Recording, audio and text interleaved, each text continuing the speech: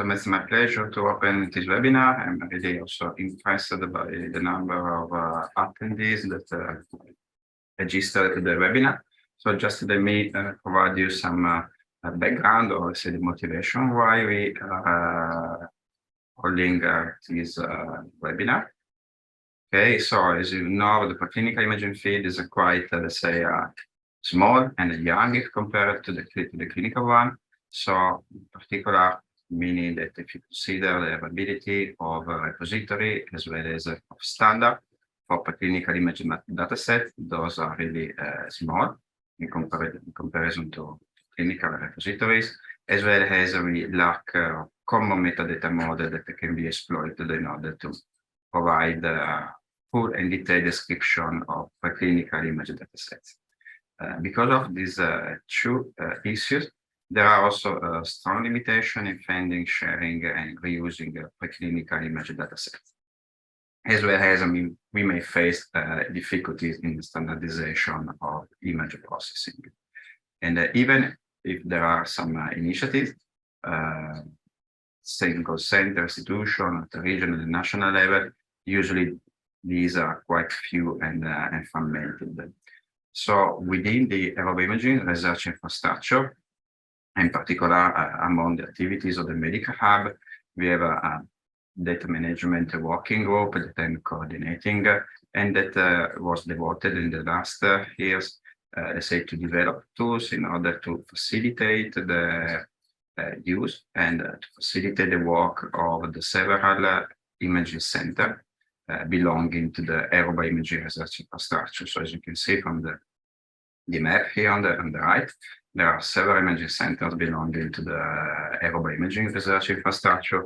And so we started developing first a structured metadata model with curated ontologies in order to provide, let's say, a template for describing preclinical imaging dataset. We also worked on developing a repository for metadata, so describing preclinical imaging dataset associated to peer-reviewed publication.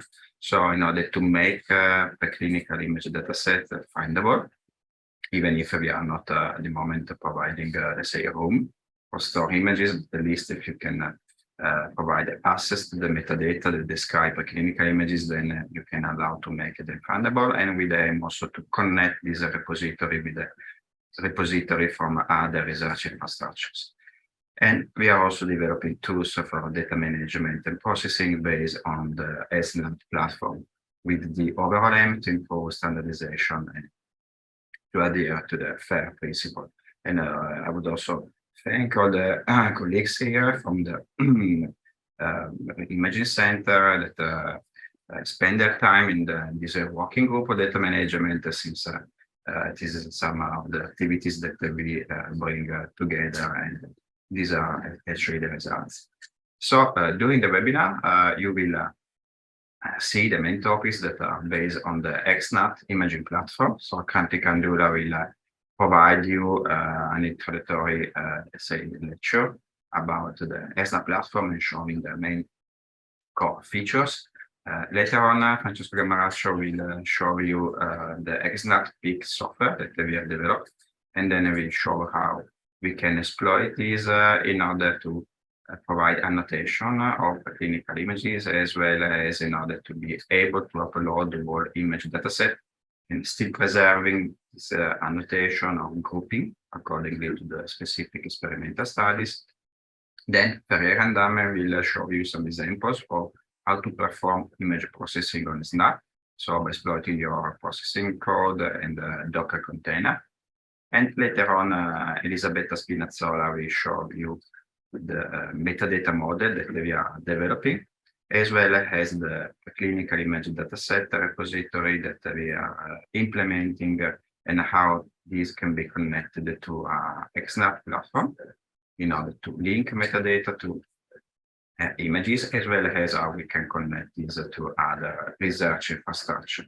So overall, the webinar will have several lectures, some that are in the more to introduce the topics, and later on we have the practical demonstration in order to show you how these tools are working, and more more or less, we will have 20 minutes for each lecture, followed by 5 minutes for open discussion and questions.